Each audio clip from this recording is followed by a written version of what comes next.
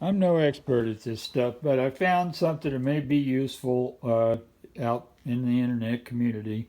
I'm installing in uh, these aluminum window frames. You know, it's an older house built, by, I guess, in the 70s. And I'm installing an LG air conditioner. It's a 12,000 BTU air conditioner. There's a case for it right there.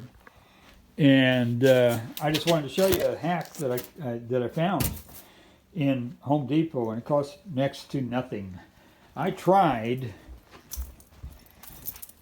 to deal with these. Those are nothing but annoying. That's a bad design. I'm just going to go with getting a foam panel, and I'm going to cut it out on the left and the right side, and I'm going to run insulation around the edges. I'm using that right there. And the hack that I wanted to show here is pretty cool.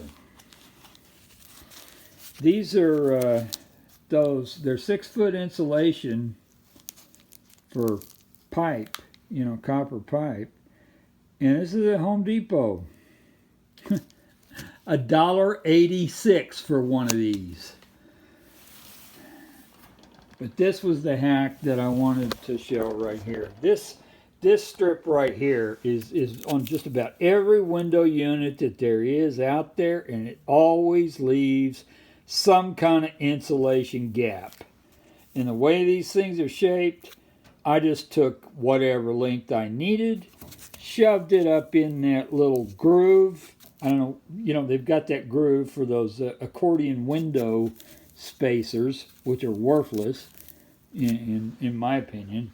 So it's $1.86 for this 6 foot of this stuff, and I could probably use it around the other windows too.